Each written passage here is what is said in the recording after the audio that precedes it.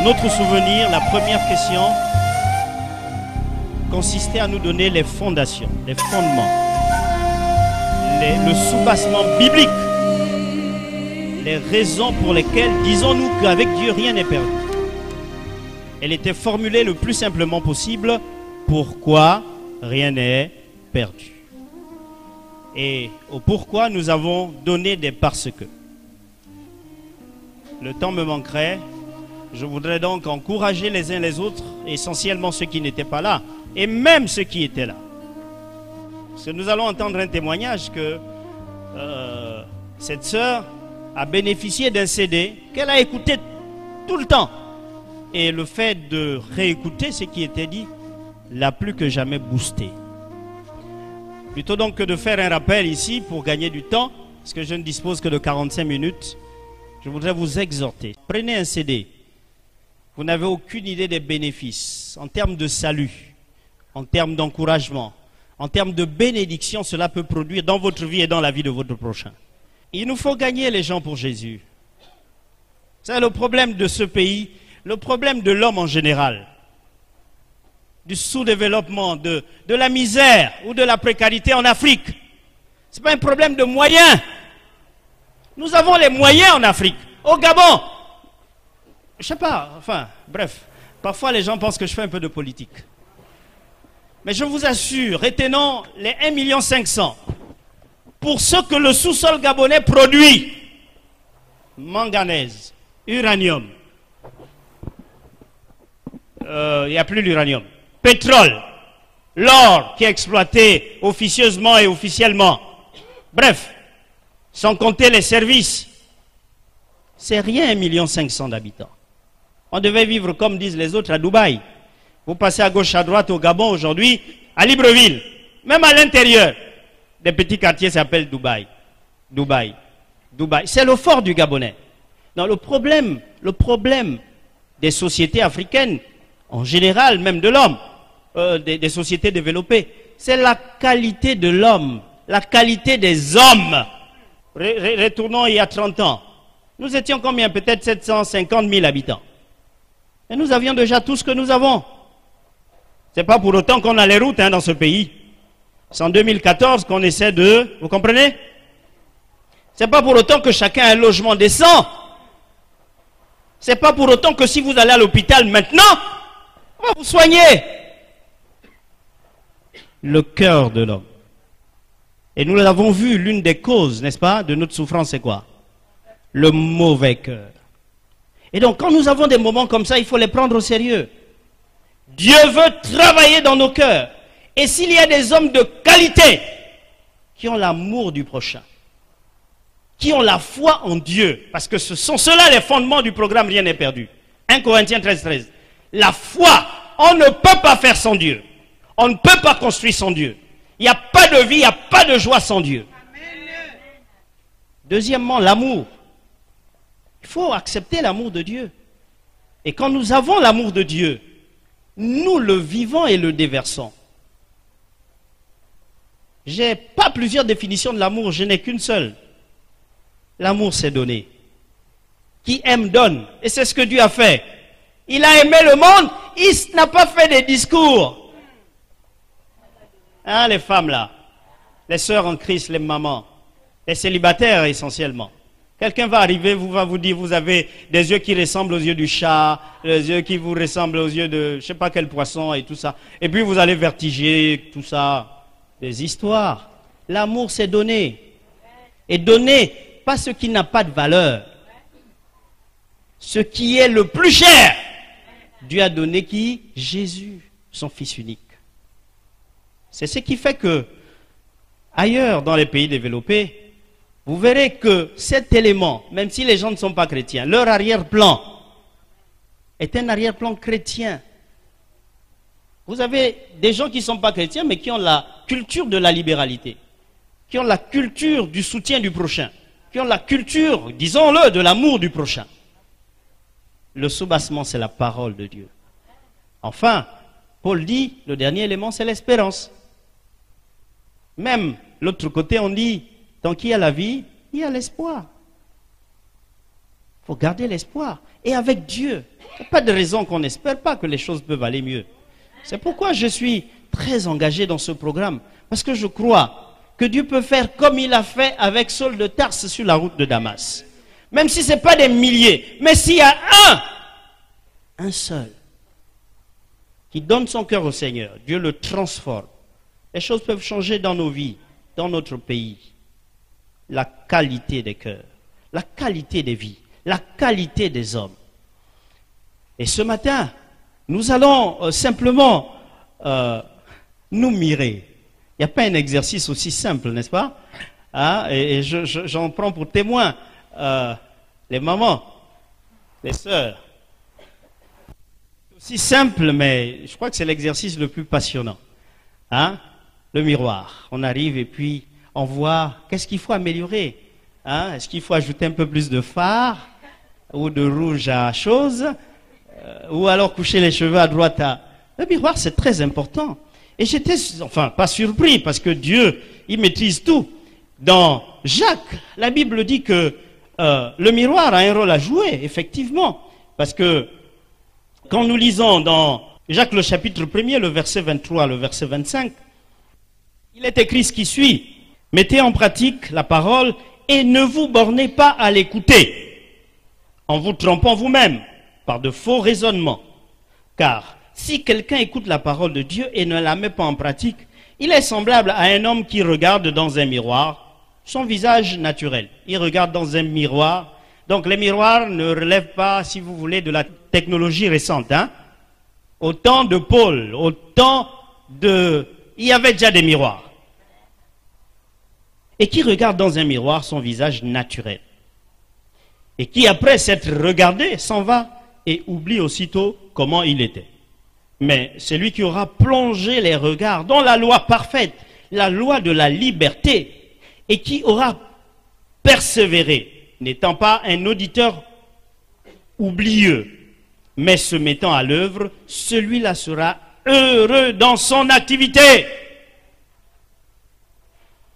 Pour qui rien n'est perdu, le résumé de tout ce qui va être dit, c'est que nous voulons vous présenter la parole de Dieu comme un miroir au travers duquel chacun de nous va pouvoir se mirer et se reconnaître. Ou alors se voir dans son état, entre guillemets, naturel et voir ce que Dieu, ce que je voudrais que Dieu améliore, ce que Dieu rajoute. Ou alors ce que Dieu doit enlever si ce n'est pas moi-même. Pour qui rien n'est perdu. Nous voulons toujours utiliser la parole de Dieu parce que il est hors de question pour nous chrétiens de reposer, n'est-ce pas, notre enseignement sur des philosophies, sur des bases humaines, mais plutôt sur la parole de Dieu. Et donc nous aurons 1 Samuel 30 comme texte de base. Très rapidement, je vais faire la lecture. Lorsque David arriva le 3e jour à Tsiklag, avec ses gens, les Amalécites avaient fait une invasion dans le Midi et à Tsiklag. Ils avaient détruit et brûlé Tsiklag, après avoir fait prisonniers les femmes et tous ceux qui s'y trouvaient, petits et grands. Ils n'avaient tué personne, mais ils avaient tout emmené et s'étaient remis en route. David et ses gens arrivèrent à la ville, et voici, elle était brûlée, et leurs femmes captives. Et leurs femmes, leurs fils et leurs filles étaient emmenés captifs. Alors, David et le peuple qui était avec lui élevèrent la voix et pleurèrent, jusqu'à ce qu'ils n'eussent plus la force de pleurer. Les 2 femmes de David avaient été emmenées, Achinoam de Gisraël et Abigail de Carmel, femme de Nabal. David fut donc dans une grande angoisse car le peuple parlait de le lapider, parce que tous avaient de l'amertume dans l'âme, chacun à cause de ses fils et de ses filles. Mais David reprit courage en s'appuyant sur l'Éternel, son Dieu. Il dit au sacrificateur Abiatar, fils d'Achimélec, « Apporte-moi donc l'éphod. » Abiatar apporta l'éphod à David. Et David consulta l'Éternel en disant, « Poursuivrai-je cette troupe?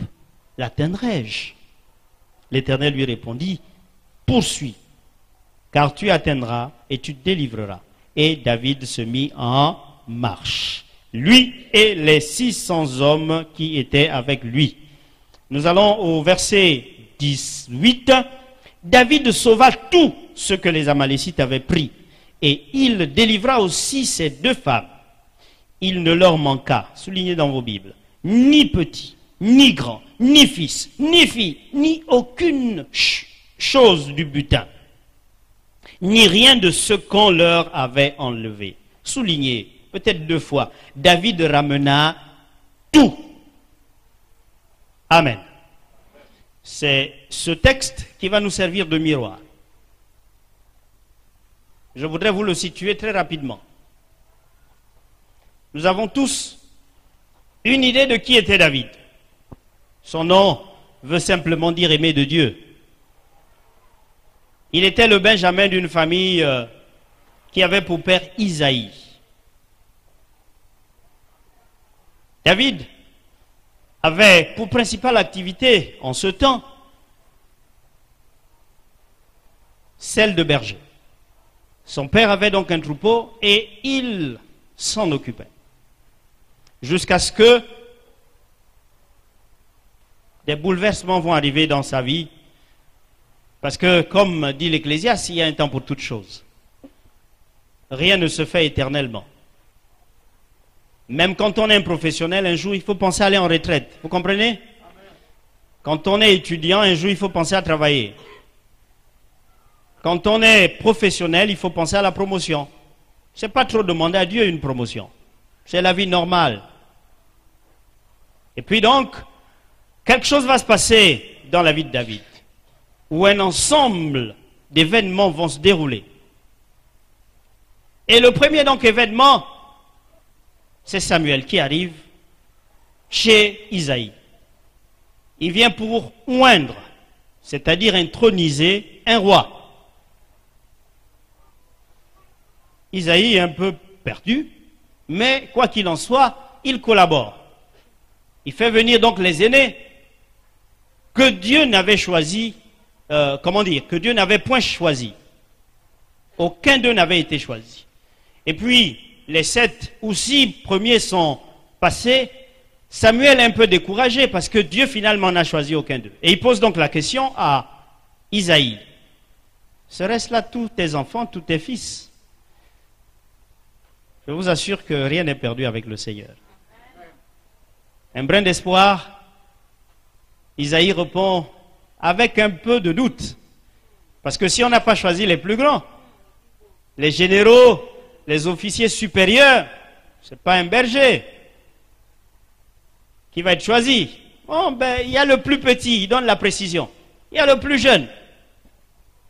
Et Samuel dit, fais-le-moi venir tout de même.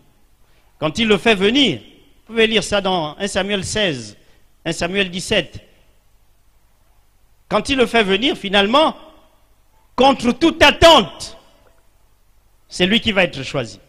Dieu, par le Saint-Esprit, va dire à Samuel, vas-y, oins-moi ce monsieur-là. C'est lui qui va être le prochain roi d'Israël. C'est de par cette histoire que nous avons ce texte qui pour beaucoup est devenu un slogan. L'homme regarde à ce qui frappe les yeux, mais l'Éternel regarde au cœur. Pour Dieu, ce n'était pas un slogan. Les choix de Dieu ne sont pas nécessairement les nôtres. Et quand vous allez dans Actes des Apôtres, David est défini comme l'homme selon le cœur de Dieu, qui accomplit tous les desseins de Dieu, pas l'homme parfait. Finalement, tout va changer à compter de ce jour. Parce que un deuxième événement, il va aller rendre visite à ses frères. Et puis, bon, il y a un Goliath qui est, je ne sais pas si c'est homme de troupe ou général, je ne sais pas trop. Mais ce qui est vrai, c'est qu'à lui seul, il formait une milice. Et il défie Israël en disant, j'ai besoin d'un soldat, le plus vaillant, le plus costaud, le plus fort. Le premier, pas le dernier. Moi, je vais en faire une bouillie, là, et puis après, vous serez nos esclaves. Toute l'armée d'Israël recule et panique. Vous connaissez l'histoire. Et puis voilà, David va combattre Goliath, il va le tuer. Comme si ce n'était pas tout, ces choses vont attirer sur David Dans le contexte spirituel, la grâce de Dieu, la bénédiction de Dieu, il n'y a rien de tel que d'être choisi par Dieu. Mais vous savez que le développement de la vie de quelqu'un passe par des étapes. Et en général, pour aller à l'étape suivante, il faut attester que je suis capable. Donc il y a des épreuves, hein, les enseignants. Il faut faire le bac bientôt là pour que les gens voient s'ils sont à même de tenir à l'université. Sinon, il y en a qui ont déjà fait des compositions, devoirs de classe. Pourquoi? Pour tester votre niveau et voir si vous êtes capable d'aller en classe supérieure et de tenir. Et puis finalement, spirituellement, la loi reste la même. Voilà des épreuves qui vont arriver à David. La première, c'est que celui qui l'a félicité, qui lui a donné même sa bénédiction pour aller combattre Goliath, veut le tuer. Il va devoir fuir. Parce qu'en Israël, il n'y a plus d'abri pour lui, plus de sécurité. Il devient, comment dire, un sans-abri, un sans domicile fixe. Jusqu'à ce qu'il se retrouve en Philistine, où, par la grâce de Dieu, il va voir Tsiklag comme ville de refuge, ville d'exil politique. Suivez, s'il vous plaît, ce que Dieu fait. Il avait tué qui? Goliath, qui était le héros philistin. Et qui est le peuple qui lui accorde l'exil? Ce sont les Philistins. On a chanté ce que Dieu fait mes merveilles. Je ne sais pas, peut-être que vous, c'était... mais c'est ce que Dieu fait vraiment. Il fait au-delà de ce que nous pouvons penser ou imaginer.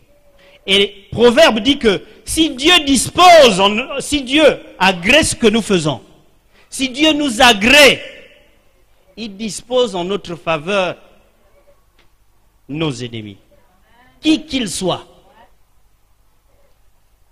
Voilà un tout petit peu le contexte. Finalement, David devient l'ami d'Achish, qui est le roi philistin en ce temps.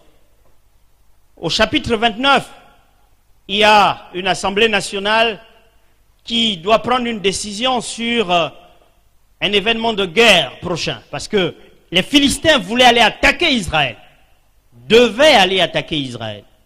Et David leur propose donc ses services, avec sa milice, de se ranger, n'est-ce pas, dans l'armée philistine pour aller combattre son propre peuple. La démocratie dont se vantent, je ne sais pas moi, les Occidentaux, ne remonte pas hier. Au temps des Philistins, là, elle existait déjà. Parce que le roi Achish va rassembler les 12 princes pour leur demander de statuer sur la volonté de David de les accompagner. Les 12 princes vont dire, nous on ne veut pas de David dans notre armée. Et le roi va se soumettre. C'est pas ça la démocratie? Il va se soumettre et aller dire à David, repars à Tsiklag. Les 12 princes ont dit, ils ne veulent pas de toi.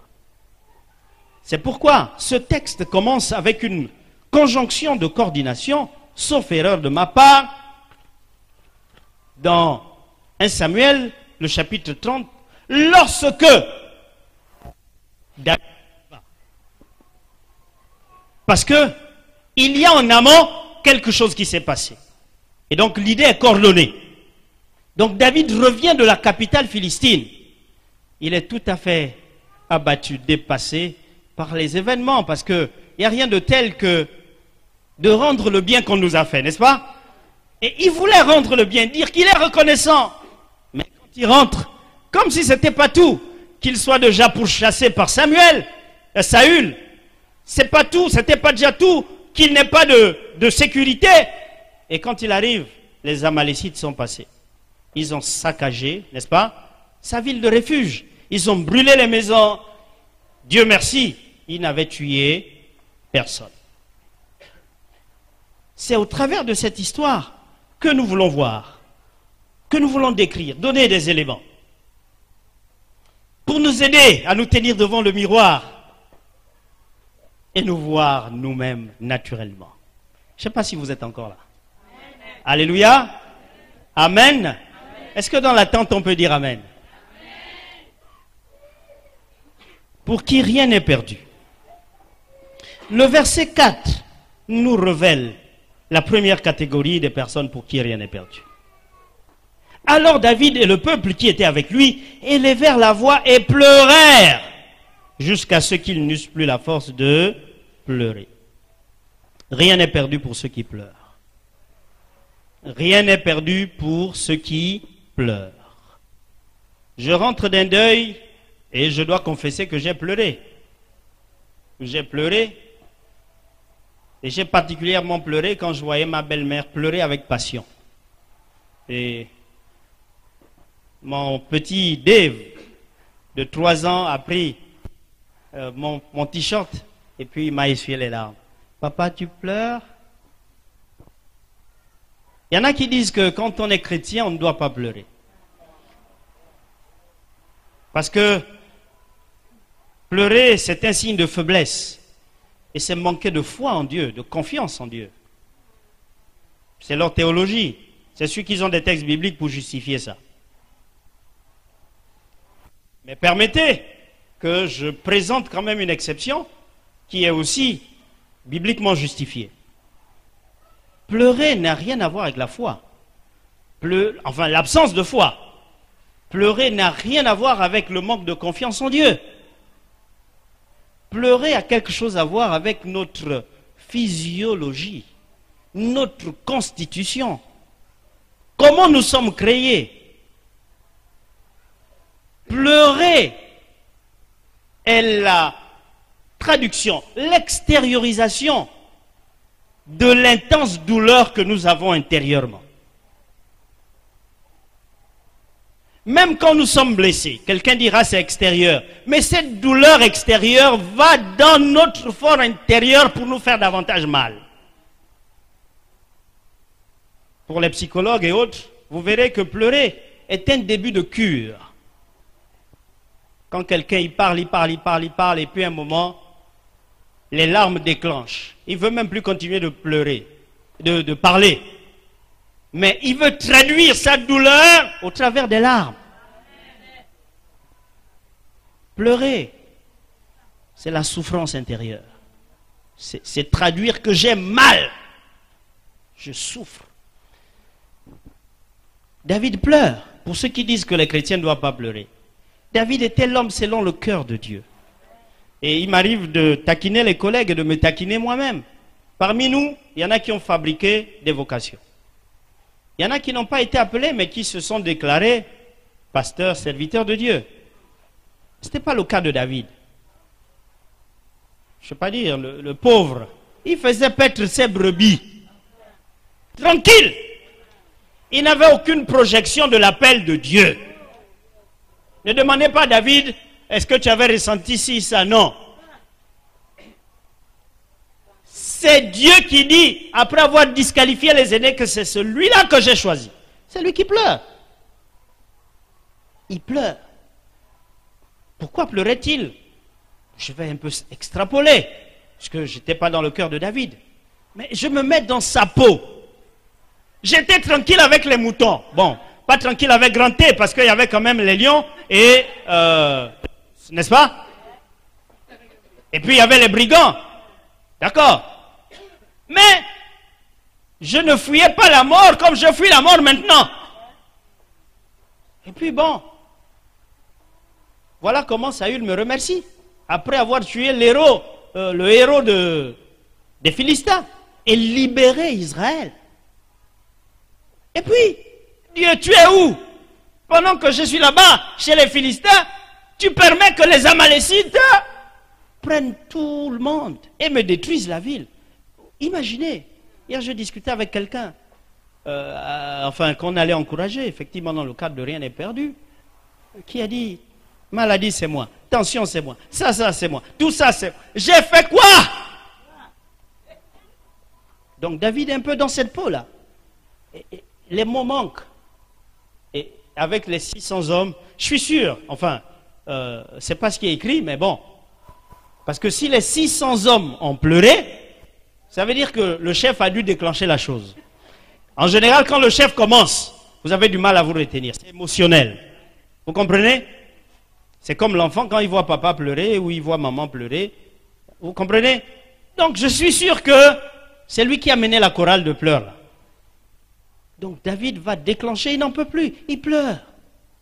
Pour lui, c'est un peu trop, quoi. De plus, j'ai été choisi par Dieu. Je suis serviteur de Dieu. Vous n'avez pas entendu dire que les chrétiens ne souffrent pas? Hein? Ça, on prêche ça ici et là. Pas possible. Tu ne peux pas avoir Dieu de ton côté et puis souffrir, avoir des problèmes et ceci et cela. Ils n'ont pas lu l'autre partie de la Bible qui dit, si on a fait ça à l'arbre vert, à l'arbre sec, qu'en sera-t-il de l'arbre vert? Bref. Non, écoutez. C'est pas vrai. Pleurer ne veut pas dire qu'on n'a pas confiance en Dieu. Nous pleurons pour une raison ou pour une autre. Pleurons parce que, effectivement, par la mort, on va désormais être séparés de quelqu'un que nous avons tant aimé, pour qui nous avons certainement fait des projets, ou avec qui nous avons fait des projets. Nous pleurons quand nous avons effectivement planifié les choses dans le temps, et puis finalement, il y a des obstacles. On se dit, bon, je fais mes études à partir de telle année, la 4e, 5e année, je travaille. Et puis finalement, le système de l'éducation nationale et de l'université supérieure fait que pendant 4 ans, je suis seulement au premier cycle. Ça fait pleurer. Il y a plusieurs raisons. Est-ce qu'il y a des patriotes dans cette église-là? Vous ne pouvez pas être Gabonais et ne pas pleurer pour le Gabon. On pleure pour le pays. Quand on fait une projection pour nos enfants, les générations futures, nulle était la foi et l'espérance que Dieu va faire quelque chose. L'avenir se présente de façon sombre. Vous comprenez? Et on pleure.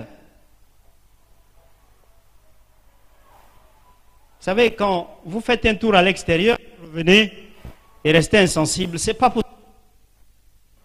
Non, je vous assure. Vous ne pouvez pas être Gabonais et ne pas pleurer pour le Gabon. Ce n'est pas possible. Vous ne pouvez pas vivre dans une indifférence telle que, bon, vous êtes au ciel et puis tant pis pour les autres autour de vous. Le Gabon nous fait pleurer. Le Gabon nous fait pleurer. Si vous tombez malade là, vous allez à l'hôpital général, vous serez plus malade. Parce que l'accueil va vous rendre plus malade. Je ne raconte pas des histoires. J'ai mon petit beau-frère que j'ai accompagné là-bas. Je l'ai soulevé, un enfant de quoi? De quel âge là? Regardez, je suis tout gringalet. Il faut soulever un enfant de, je ne sais pas, il avait quand même 40 kilos ou 30 kilos. On vous dit c'est là-bas. Vous allez là-bas. Moi je dois d'abord manger. Authentique. Enfin, je ne vous raconte pas des histoires. Il ferme sa porte, il va d'abord manger. L'enfant, la fièvre est en train d'augmenter et tout ça. Par la grâce de Dieu. Ce n'est pas notre argent et tout ce qu'on suit là. C'est la grâce de Dieu. Attachons-nous au Seigneur. Bref, nous pleurons pour des circonstances comme ça. Qui vous a dit que la santé, c'est les structures? Ce n'est pas seulement les structures, c'est la qualité des acteurs. Puis le matériel, je ne sais pas, les médicaments et tout ça. On nous construit tous les CHUL et tout ça. C'est super, Dieu soit loué. Mais qu'on fasse un travail comme nous faisons à Rien n'est perdu, sur la qualité des hommes.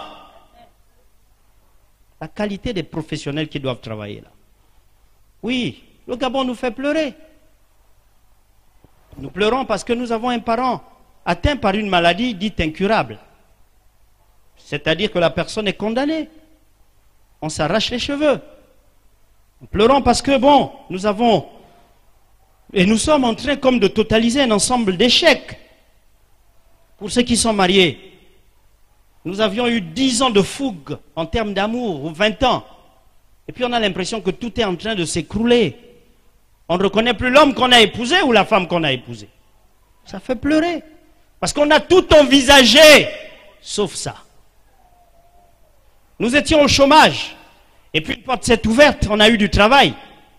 Et quand on rentre dans le monde professionnel, là, le directeur veut que je lui offre mon corps. Je n'ai plus de répit. Il me donne l'impression qu'il tient mon avenir professionnel entre ses mains. Et quand tu rentres à la maison, c'est un casse-tête. Tu pleures. Bref. Et que dire des enfants rebelles qui ne veulent pas s'amender? Si ça se trouve, il y a des enfants qui soulèvent maintenant maman et papa comme ça. Pour une histoire de 100 francs ou de 200 de taxi que tu n'as pas donné parce que tu n'avais pas. C'est terrible. Mais nous pleurons. Nous avons des raisons de pleurer. En général, ceux qui se retrouvent dans le club des pleurs, ce sont les faibles. Ce sont les abandonnés, les délaissés, les sans force. Jésus les appelait, ou la Bible les appelle, les orphelins, les veuves, les veufs. Et ce sont les personnes les mieux défendues par le Seigneur. Autour desquelles d'ailleurs, la religion est bâtie. Parce que la Bible dit quoi? La vraie religion, c'est de prendre soin des veuves, des orphelins. Je n'ai pas dit la chrétienté, j'ai dit la religion. Jésus nous donne des assurances. Par rapport donc à ceux qui pleurent, il y a une bonne nouvelle. Rien n'est perdu. Jésus l'a dit dans Matthieu le chapitre 5, le verset 4. Heureux ceux qui pleurent, car ils seront consolés. Ceux qui pleurent seront consolés. Vanessa, est-ce que tu es prête? Parce qu'il y en a qui ne suivent pas ce que je suis en train de dire. En 5-10 minutes, leur dire qu'effectivement ceux qui pleurent, n'est-ce pas, peuvent être consolés par le Seigneur. Bonjour à nouveau, peuple de Dieu. Je vais faire un témoignage, ce que Dieu a fait pour moi à travers de Rien n'est perdu. C'est une réalité que le Seigneur n'abandonne pas ceux-là qui pleurent. Alléluia.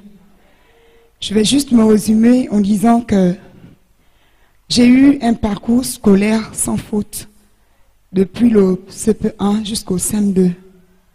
Au CM2, je n'ai pas eu l'entrée en 6e. À l'époque, il fallait faire l'entrée en 6e.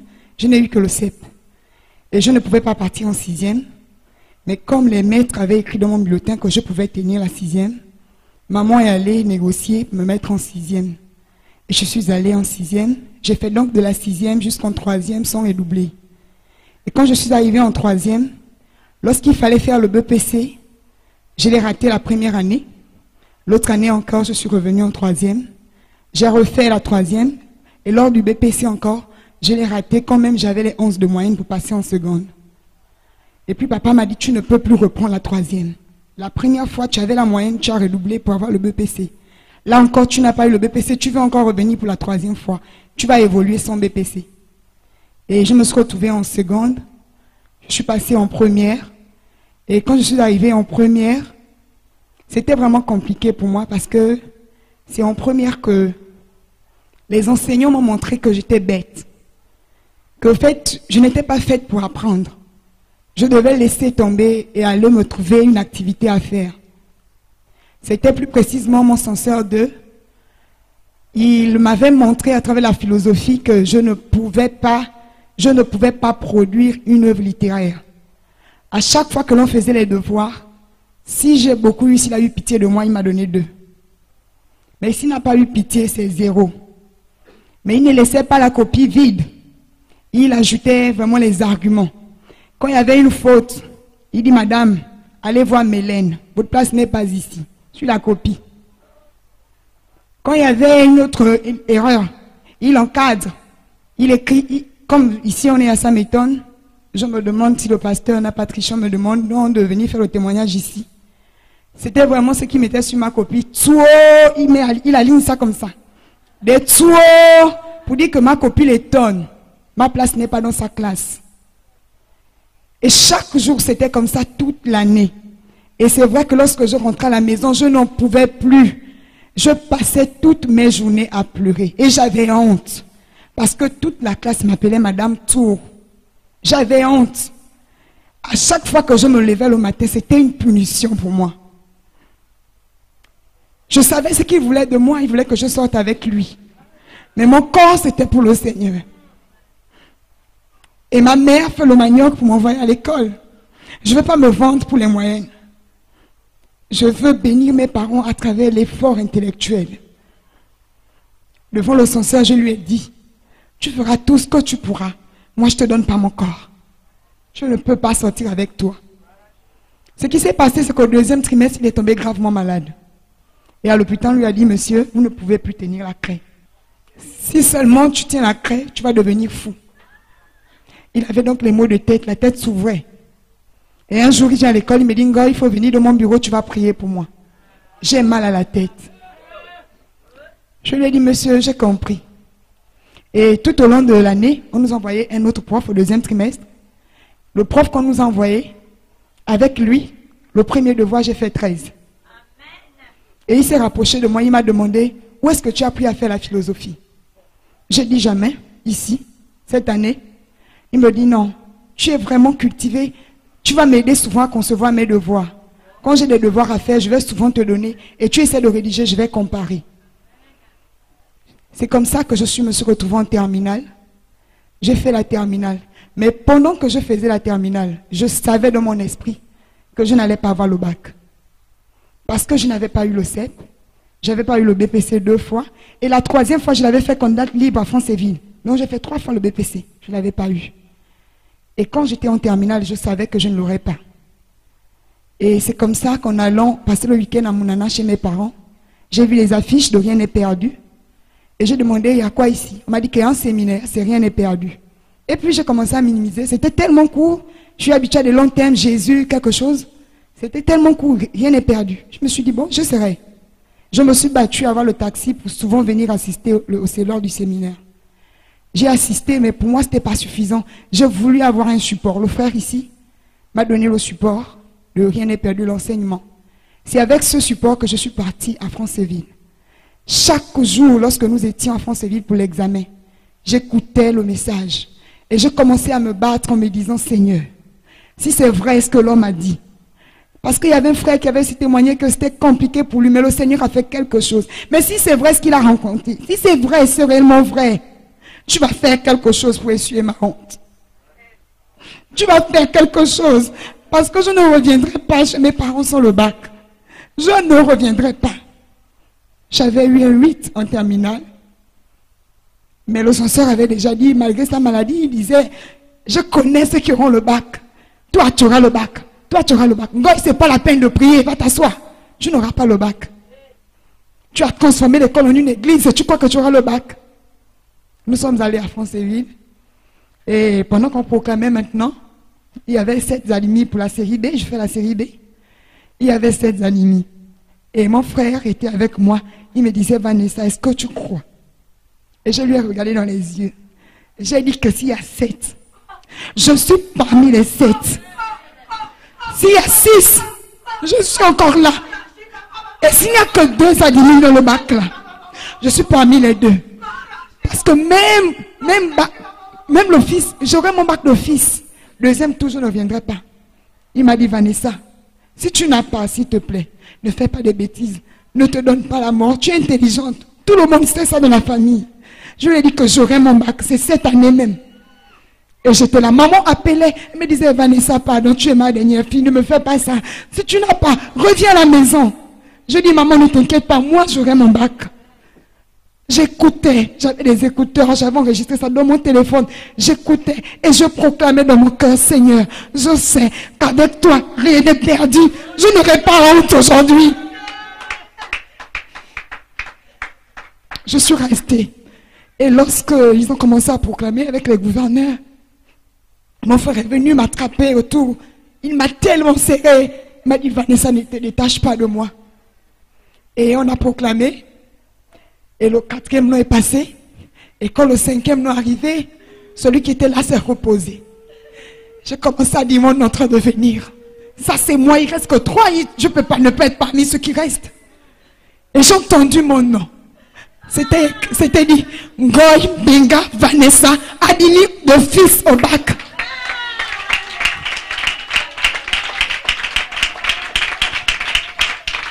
Je me suis juste prosternée. Et j'ai commencé à lever mes mains, j'ai béni Jésus. Et voici le censeur qui arrive avec une liste. Il va dire, s'il vous plaît, vous qui faites le 2e tour, venez par là, venez par là. Je vais vous expliquer ce que vous allez choisir.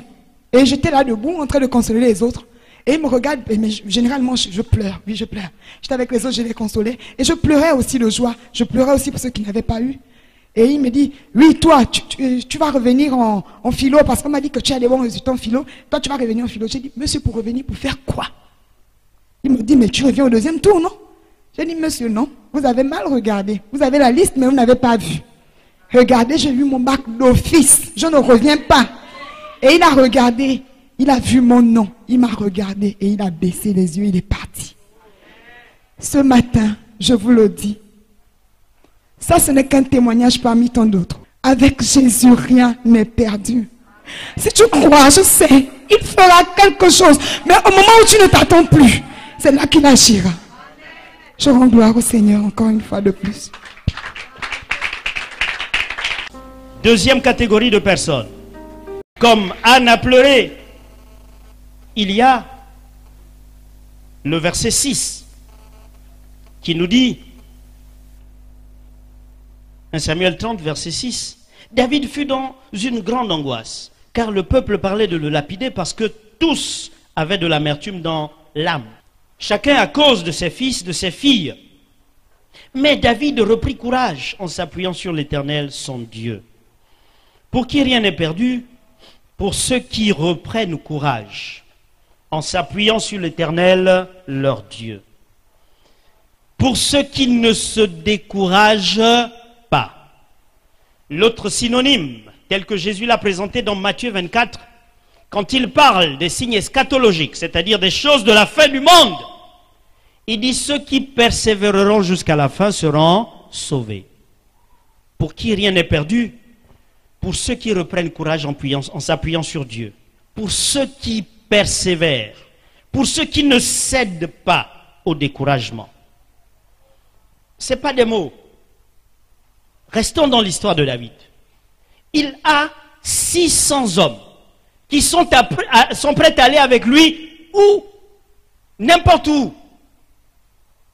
Mais voilà que, à cause de l'épreuve, de l'enlèvement de leur famille, ou j'ai envie de dire, de la somme de toutes les difficultés qu'ils ont connues et sont en train de connaître avec David, ils le changent.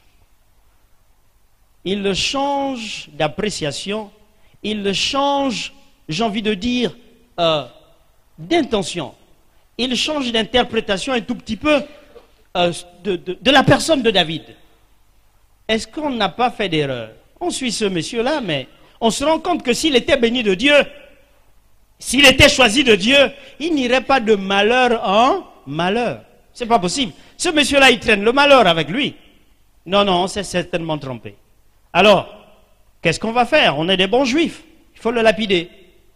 Parce que la lapidation, par définition, chez les juifs, c'était une condamnation. C'était le fait de juger la malédiction qui accompagnait quelqu'un ou le péché.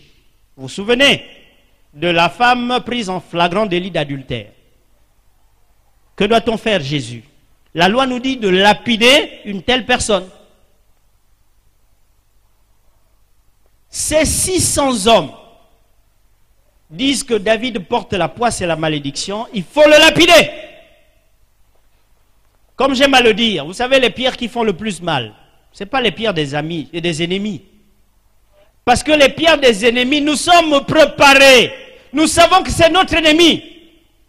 Quand on parle de trahison ou d'être poignardé dans le dos, ce n'est pas des petits mots. C'est-à-dire qu'on n'attendait pas de notre ami avec grand A qu'il nous fasse ça. Et donc David est informé que ces 600 hommes vont le lapider. Plutôt que de céder au découragement. Ou peut-être que parmi nous, certains se seraient suicidés. Ou tenter, je ne sais pas moi, de trouver une solution à la... La Bible dit, la première chose qu'il fait, c'est de reprendre courage. Parce que certainement, il y avait donc la tentation de se décourager, d'abandonner, de renoncer, bref, de prendre un raccourci, comme beaucoup d'entre nous faisons. Quand c'est difficile, quand c'est compliqué, David choisit de reprendre courage. Mais certainement, il avait, comment dire, l'histoire de Josué.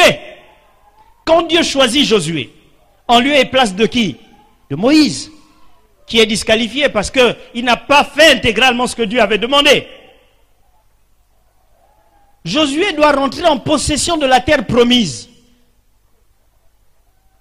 Mais cette terre de Canaan, pour laquelle nous avons même des gens, j'irai à Canaan, ce n'était pas une terre vierge. Elle était occupée, habitée, pas par n'importe qui, par les pires ennemis d'Israël. Si vous voulez sans miniature, c'est ce qui se passe en Israël. Vous avez les Arabes et vous avez les Juifs qui discutent la même terre. Les pires ennemis. Quand vous suivez un peu l'histoire, les Amalécites, les Éphésiens, les Philistins, les pharisiens, les phérésiens et tout ce monde-là, leur origine se trouve dans la généalogie de ceux qui avaient été disqualifiés de la promesse. Donc, c'était Ésaü. Vous suivez? C'était Caïn. Et donc, c'était une haine qui dépassait une haine naturelle. Et c'est la terre que Dieu choisit pour donner à qui? À Israël. Je ne sais pas, si vous comprenez Dieu, parfois il est vraiment difficile. Et qui doit faire la mission? C'est Josué. Ce n'est pas un problème, il a Dieu avec lui. Donc il est rassuré que Dieu va lui donner les stratégies et tout ce qu'il faut pour aller prendre possession de la terre. Josué chapitre 1er. Josué se demande, bon mais Seigneur, on fait comment là? Je vais traverser le Jourdain. Donc il faut bien que tu me donnes les stratégies. Quelle est la réponse que Dieu lui donne? Ne t'ai-je pas dit, fortifie-toi et prends courage. Est-ce que c'est de ça que j'ai besoin pour aller combattre les Philistins, les Amalécites et tous ses ennemis? Simplement fortifie-toi et prends courage. Et quand il insiste un peu, Dieu reprend. Ne t'ai-je pas dit? Nul besoin d'être chrétien ou super spirituel pour comprendre que la qualité des conquérants, des grands, de ceux qui réalisent entre guillemets leurs rêves, c'est le courage. Les courageux finissent par obtenir ce qu'ils veulent. Je vais prendre un exemple tout simple. Nous qui ne sommes pas issus de grandes familles portant un nom donné, si ça se trouve, un moment de notre passé, on a dû marcher sans chaussures. Vous suivez? Pour aller à l'école. Et il y avait à côté quelqu'un qui était bien vêtu, bien habillé et tout ça, qui suscitait notre convoitise, notre admiration. Parfois, il nous poussait même à maudire les parents qu'on a. Vous suivez? Mais vous savez que ceux qui ont fait fi de leurs conditions présentes là, en ce temps, et qui ont dit, nous on veut apprendre, malgré le fait que nous venions en babouche, on va faire nos études quand même. Ils ont fini par aujourd'hui porter les chaussures des millions. Amen. Vous suivez ce que je suis en train de vous dire? Amen. Non, le courage ici, c'est pas Goliath en face. C'est pouvoir assumer même dans les situations honteuses. Même dans les situations de, comment dire, les plus banales où tu te dis, même ta conscience te dit, non mais là, cache-toi. Les gens sont en manque de personnalité. Les gens veulent changer les noms, ils veulent plus rester sanguins, ils veulent plus. Pourquoi? Parce qu'il faut porter le nom de quelqu'un qui ressemble à quelque chose. Mais il n'est pas né comme ça. Le courage, c'est la capacité d'assumer qui on est. Et, vous suivez, s'il vous plaît, et de changer la condition présente au fur et à mesure que le temps passe. Arrêtez cette histoire de vouloir être, je sais pas moi, les noms que vous prenez à gauche à droite. Non, assumez qui vous êtes. Parce que Dieu a un avenir pour vous. N'ayez pas honte d'être sangoy. Ayez le courage de vous afficher dans la foi. Ayez le courage de vous affirmer dans vos convictions chrétiennes. Ayez le courage de vous affirmer dans votre éthique. Ça finit par payer. Fortifiez-vous et reprenez courage.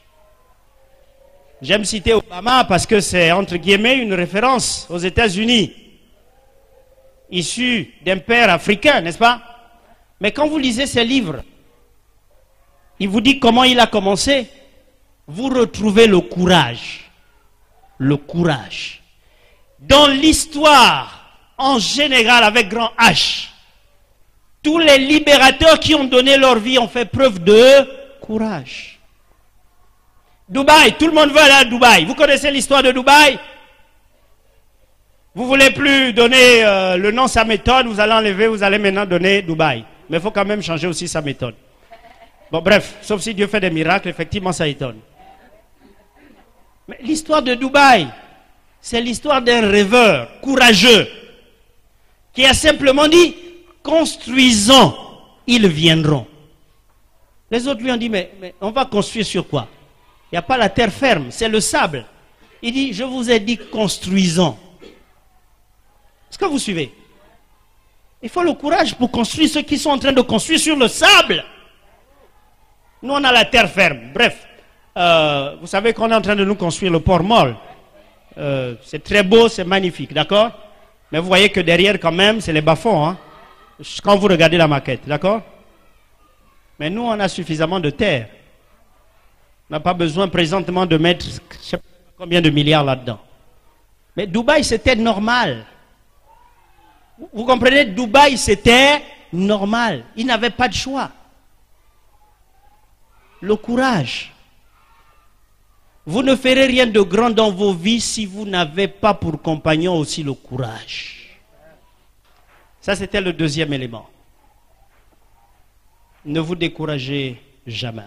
Ou j'ai envie de dire, ne cédez jamais au découragement. Reprenez toujours courage en vous appuyant sur Dieu comme David l'a fait. Même si c'est un chrétien qui vous déçoit. Parce qu'il y a des gens qui ont dit, je ne savais pas que c'était comme ça à l'église. Et ils trouvent un sujet d'abandon. N'est-ce pas? Non. Reprenez courage en vous appuyant sur l'Éternel, votre Dieu. Quelque chose va nécessairement se passer. Parce que Dieu n'abandonne pas les courageux.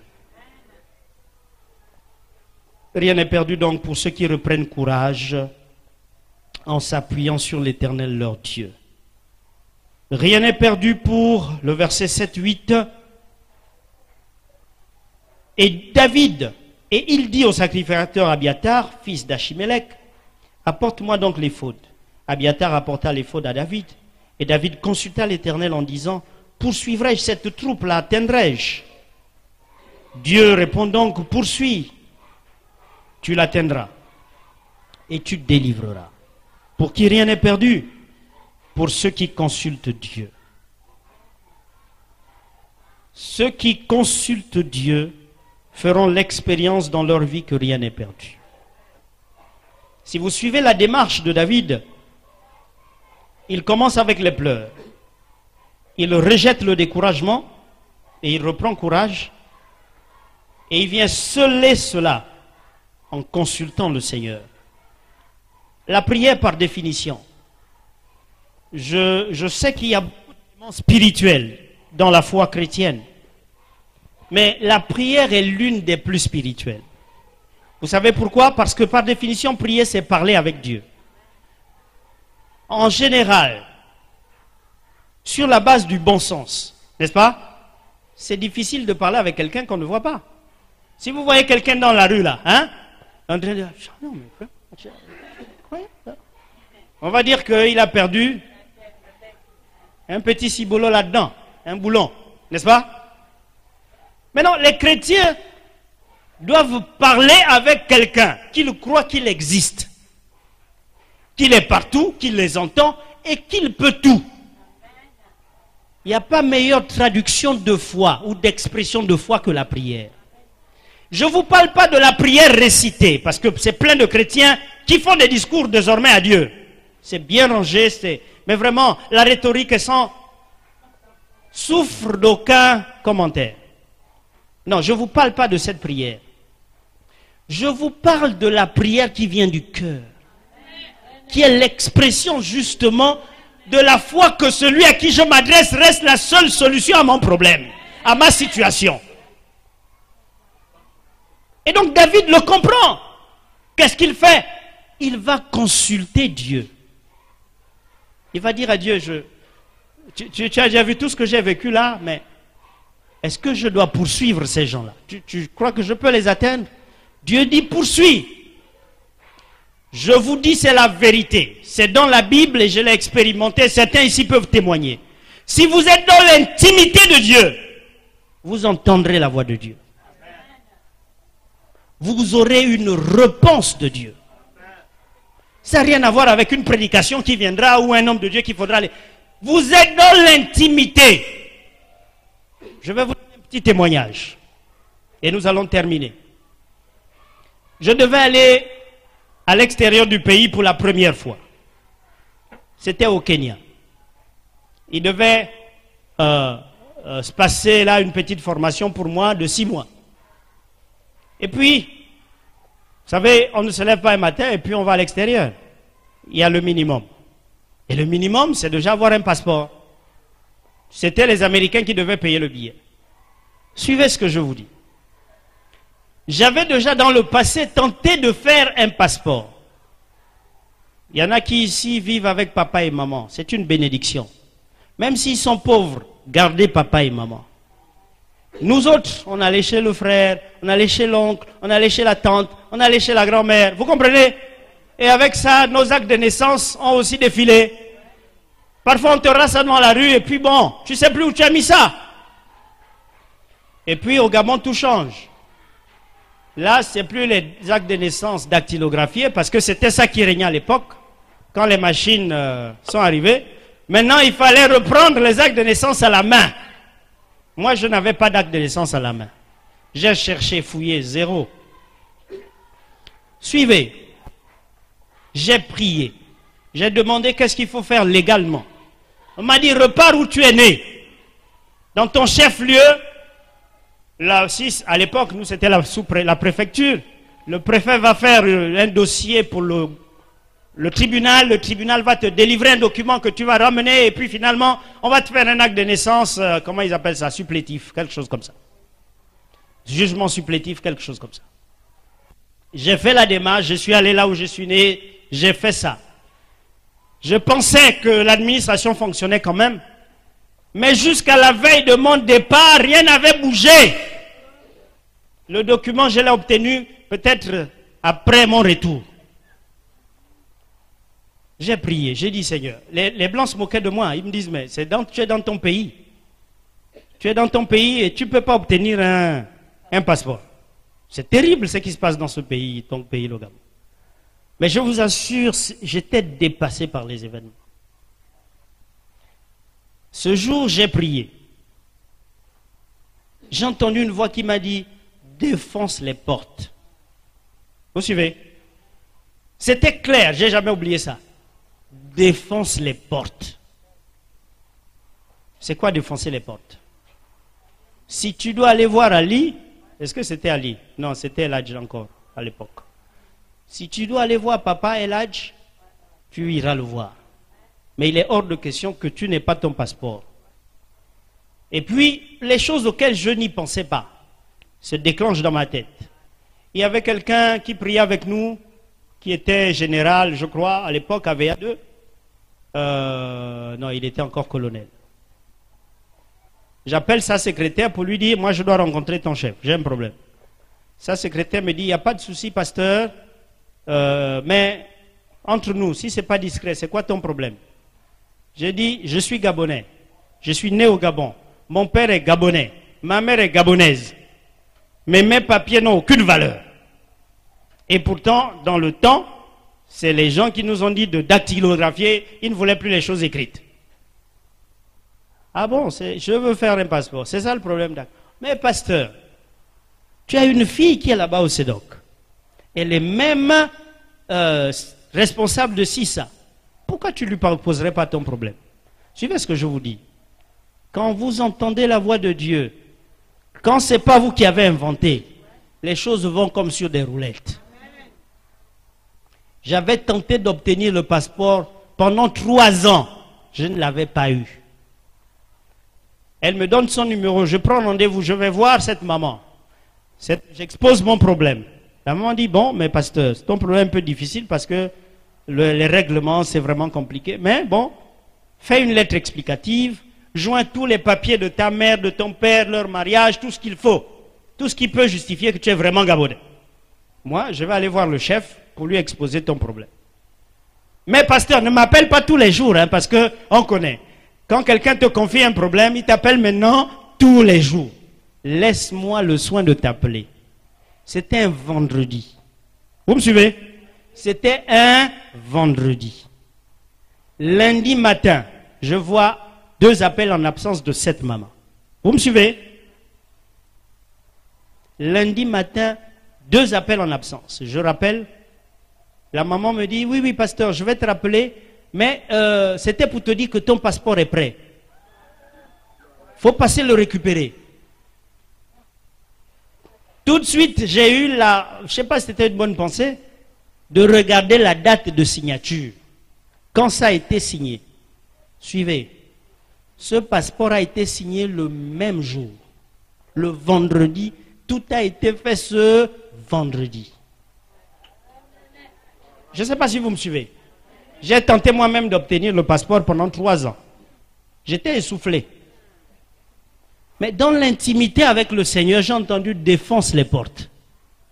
C'est pas avant, je voulais pas, je pensais à mes relations, tout ça. Mais Dieu m'a dit défonce les portes.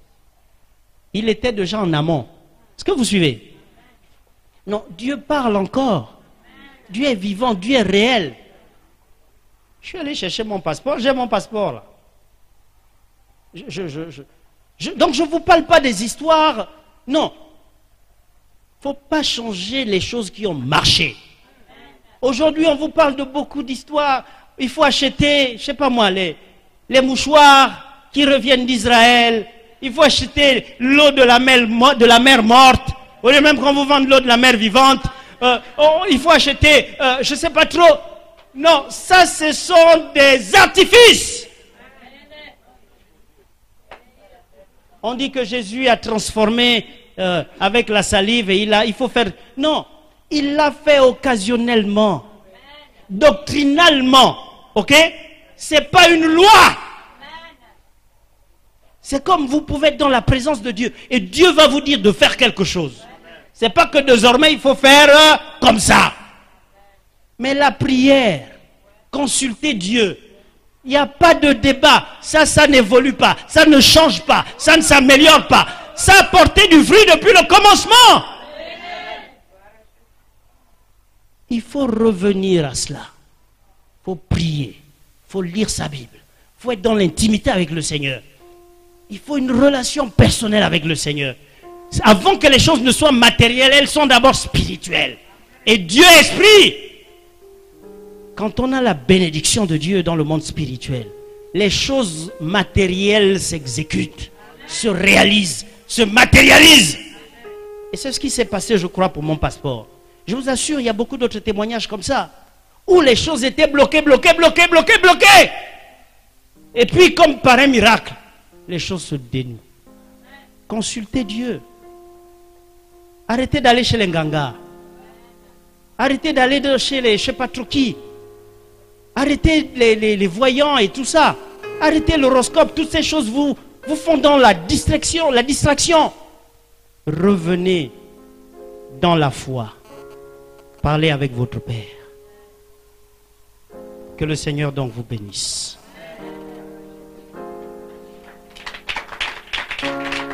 Je voudrais donner un petit témoignage et puis nous allons terminer.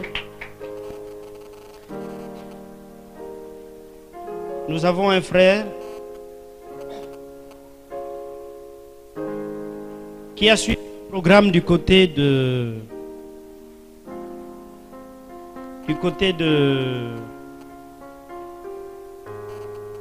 derrière les charbonnages là, comment ça s'appelle? Entre le CS, entre Zion et les charbonnages, comment ça s'appelle? Ondo.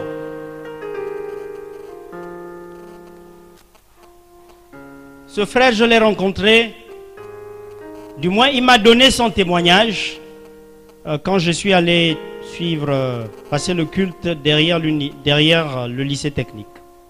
J'ai trouvé le frère. Vous savez, je m'efforce d'être discret. Donc j'étais arrivé un peu en retard. Donc je me suis assis dehors et j'ai suivi le culte. Je ne sais pas qui allait dire au pasteur, qui a le pasteur Sangoy qui est là. Et puis bon, tout ce qui est protocolaire, on m'a fait rentrer, tout ça, parler. Et puis bon, le frère m'a capté. Quand il m'a capté là, au sortir, il dit, pasteur, mais je suis passé chez vous, j'ai cherché à vous rencontrer plusieurs fois, mais vous n'étiez pas disponible. Je dis oui, je n'étais pas là, j'étais aux États-Unis. Il dit oui, même ma grand-mère voulait vous voir parce que vraiment Dieu a fait quelque chose dans ma vie. Ah bon? Et qu'est-ce que Dieu a fait dans ta vie? Il dit, pasteur, vous êtes passé faire Rien n'est perdu à Ondoro. Je dis oui. Il dit, il y a un grand témoignage. Je dis, frère, dis déjà le témoignage. Tu me tires en longueur l'introduction comme ça. Bref. Et donc le frère commence. Il dit, pasteur, je vis avec ma grand-mère. Et j'ai toujours vécu avec ma grand-mère. C'est un peu elle qui faisait tout pour moi. Mais un moment, je me suis rendu compte qu'elle n'était plus capable de payer même mon taxi pour aller à l'école, au lycée technique. Et j'ai donc décidé d'arrêter mes études et de trouver un travail. C'est pas mauvais dans tous les cas. De trouver un travail. Question de prendre soin de moi-même et de ne plus être une charge pour la grand-mère, mais aussi de faire quelque chose pour la grand-mère. C'est ainsi que, ayant le b.a.-ba, n'est-ce pas, de la maçonnerie et tout ça du côté du lycée technique, je me suis engagé dans l'entrepreneuriat. Donc, j'ai des petits chantiers où je tourne le béton, où il y a des gens qui ont des chantiers, et puis ils m'invitent de temps en temps. Et puis bon, voilà, là, vous êtes arrivé à Ondoro, et vous avez prêché que rien n'est perdu. Qu'il y avait encore la possibilité d'un plan B de la part du Seigneur pour votre vie. Et puis tout le monde m'a regardé.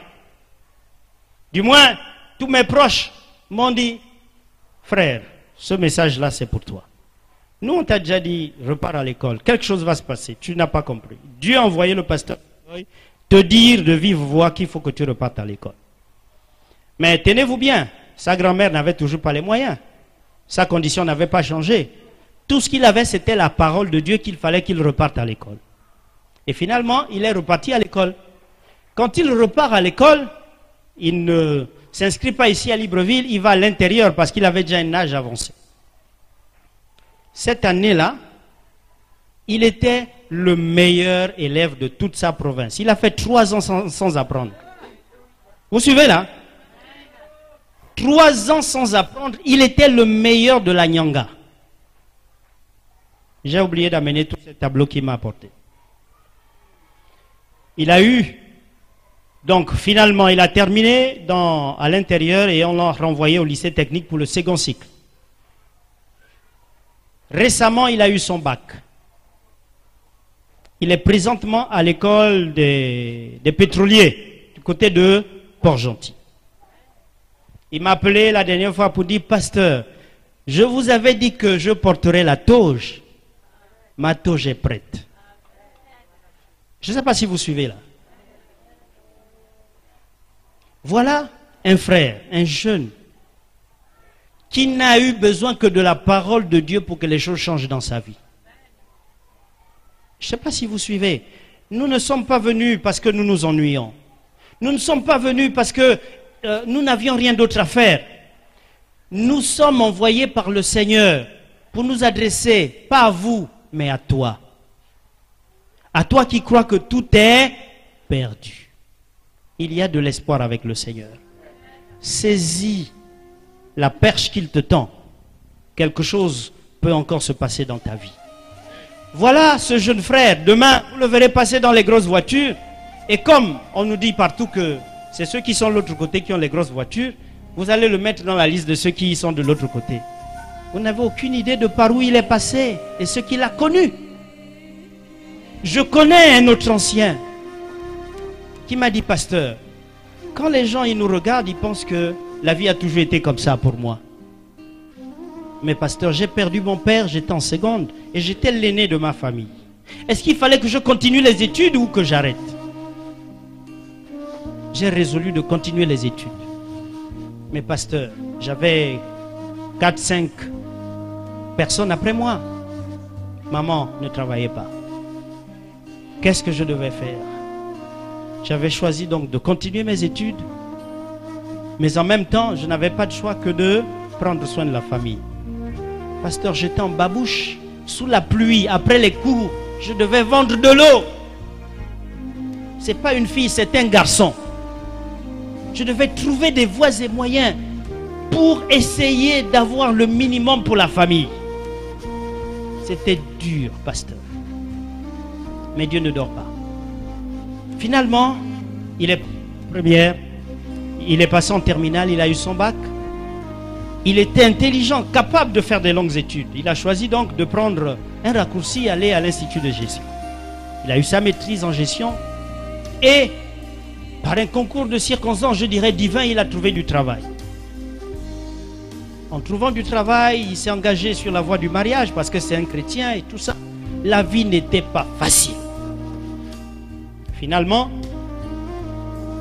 Dieu a ouvert les portes. Il a bénéficié des stages internes à l'extérieur et ainsi et puis finalement aujourd'hui, il est expert comptable. Il a ouvert son cabinet. Allez voir où il vit. Tout récemment, il roulait dans le dernier VX. Mais quand vous le voyez, vous pensez que sa vie a toujours été comme ça. S'il vous plaît, gardez l'espoir. Vous n'avez aucune idée de ce que Dieu a réservé pour chacun de vous pour demain. Dieu vous bénisse.